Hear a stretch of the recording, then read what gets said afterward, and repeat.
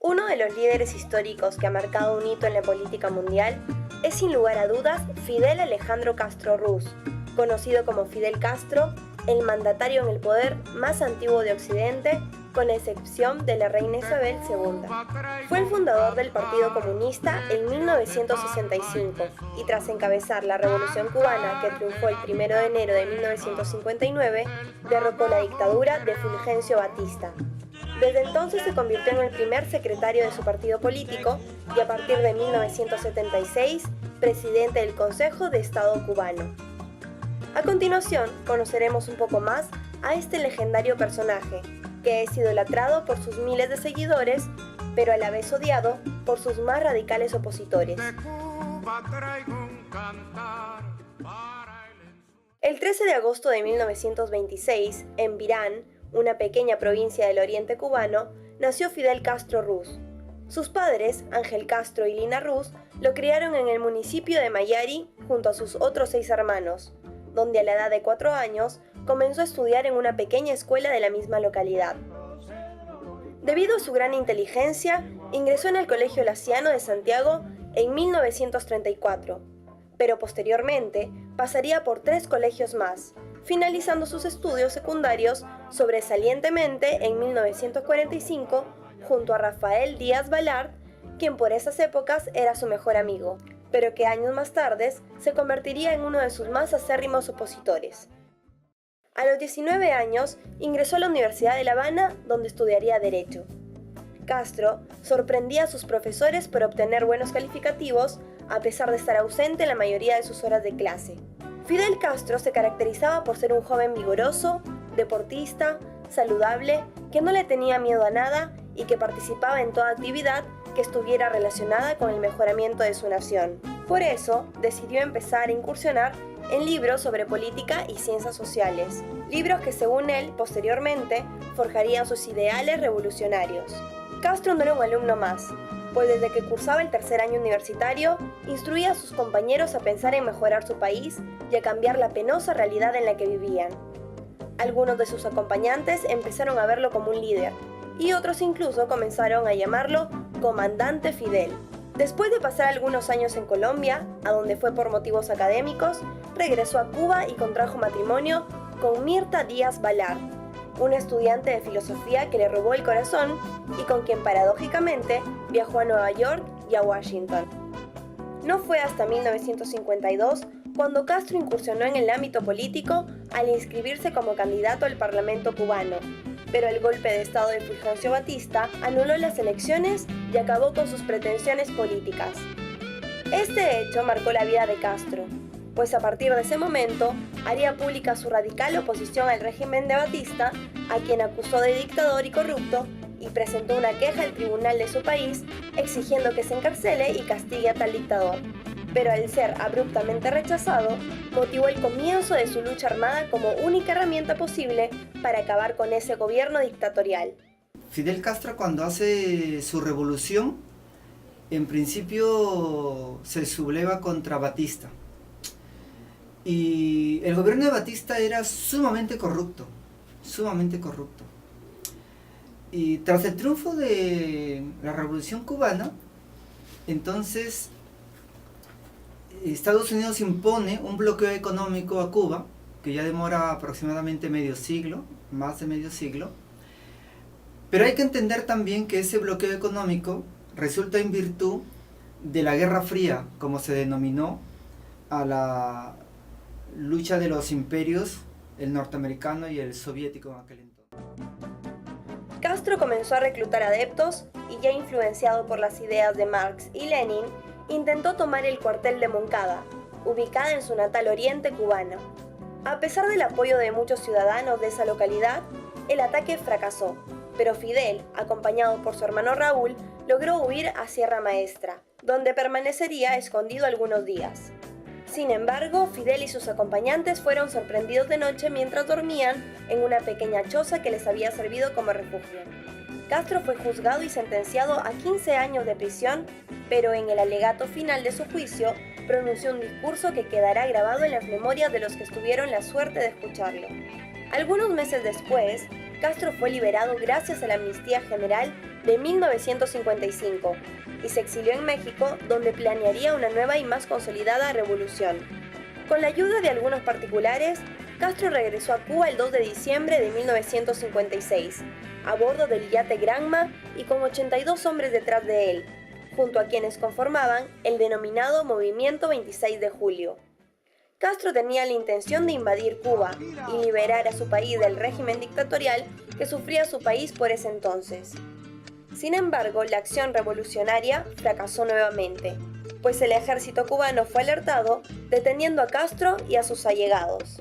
Al desembarcar el yate, los revolucionarios se enfrentaron al ejército, desencadenándose una lucha mortal en la que los pocos sobrevivientes, entre ellos un joven llamado Ernesto El Che Guevara, lograron huir a Sierra Maestra, donde empezarían una lucha de guerrillas contra el gobierno de Batista.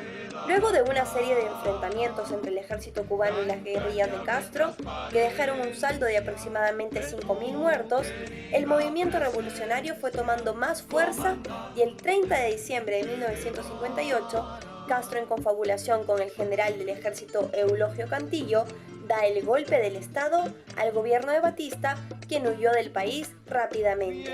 El 1 de enero de 1959, los cubanos tomaron las calles para celebrar, en el balcón del Ayuntamiento de Santiago de Cuba, la proclamación del triunfo de la revolución. Ese día se conoció como la conquista del pueblo. Días más tarde, Castro ingresaría a La Habana por la Puerta Grande y con todo el pueblo cubano rindiéndose ante sus pies. El 3 de diciembre de 1976, Fidel Castro fue elegido presidente de los Consejos de Estado y de Ministros de la República de Cuba, cargo que ocuparía hasta el año 2008. En sus primeros años como gobernante de su país, Castro se mostraba como un hombre sobrio, que a pesar de ostentar todo el poder de su país, no se conformaba con eso, pues combatiría hasta que lo maten, como alguna vez declaró. Para 1961, las relaciones con el país norteamericano estaban tensas y en su punto más crítico, pues Castro, luego de haber declarado la reforma agraria, ordenó que todas las posesiones privadas que existían en La Habana sean expropiadas. De esta manera se rompió toda relación con Estados Unidos y dejó una herida abierta que hasta el día de hoy no cicatriza. El gobierno de Fidel Castro, pues sí es una dictadura en toda regla, ¿no? Donde, digamos, el ciudadano no puede, o sea, se le ha cortado toda la libertad, ¿no? Es decir, de elegir cómo quiere vivir, de elegir cómo tiene que ser su gobierno, de elegir qué quiere para su país, ¿no? Es decir, es una imposición por parte de Fidel lo que ha hecho con Cuba, ¿no? Yo creo que eso es una de las peores tragedias que le puede pasar a una sociedad y a un hombre, ¿no? Es decir, el vivir suprimiéndole el valor más grande que tiene, que es la libertad. Castro nunca perdió la caballerosidad que lo caracterizó desde pequeño, pues siempre fue de su agrado recibir y visitar a personalidades de todo el mundo, como el cineasta estadounidense Oliver Stone o el expresidente de Brasil Lula da Silva. Para el año 1998, el mundo entero se paralizó cuando el comandante recibió al Papa Juan Pablo II en el mismísimo Palacio Presidencial de Cuba, donde sostuvieron una larga, grata y tendida conversación. Para el 2001 y con 75 años encima, Fidel Castro empezó a darse cuenta que el pasar de los años no eran en vano. Ahora pesaban y lo notaba en sus debilidades físicas, como el 23 de junio de 2001, cuando sufrió un desmayo mientras daba un discurso en la Plaza Mayor de La Habana, que sorprendió a todos los cubanos, quienes por primera vez después de mucho tiempo empezaron a preguntarse qué pasaría cuando el comandante deje el poder. El comandante, fiel a su estilo, se aferró al poder hasta el año 2008, cuando no pudo más con un problema intestinal que motivó su convalecencia permanente. Por primera vez, cerca de medio siglo de historia de revolución, delegó provisionalmente sus funciones a su hermano Raúl, segundo hombre en la jerarquía del país caribeño, quien tomó el poder el 19 de febrero de ese año. En la actualidad, Fidel Castro sigue siendo el comandante general de Cuba, pero ha cambiado las armas de guerra por un arma más letal, la ideológica. Castro, postrado en su lecho, aún sigue escribiendo el diario que ha inmortalizado con el nombre Granma, en donde escribe todas sus vivencias desde que era un joven soñador hasta ahora, que se convirtió en una leyenda viviente de su país. Yo viajé a Cuba por encargo de una ONG que justamente tiene como misión defender valores como la democracia, ¿no? La libertad de los pueblos. Y justamente pues la idea era recoger esos testimonios que sirvan para después armar un documental, ¿no? Sobre la vida en Cuba, ¿no? Entonces, digamos que yo iba con esa misión de recoger testimonios, pero la gente en Cuba no suele hablar de política, ¿no? O sea, tienen como cierto temor. Si tú les preguntas por Fidel Castro o si están contentos con su modo de vida, como saben que eres extranjero, pues como que tienen cierto temor de que quizás seas una especie de espía y que después vas a venderlos porque se están quejando de Fidel y de su gobierno, etcétera, ¿no? Fidel Castro, que es una leyenda para los cubanos, que es casi un semidios, ¿no? A pesar de las críticas que puedan tenerle, pues la gente está lo han idealizado tanto que alguna vez un joven estudiante universitario me contó que lo vio y que le parecía increíble, ¿no? O sea, tenerlo enfrente suyo, ¿no? Casi como un artista, ¿no? Como una... La historia de la Revolución Cubana, sus hitos y sus fechas claves están estrechamente ligadas a la vida del mandatario cubano.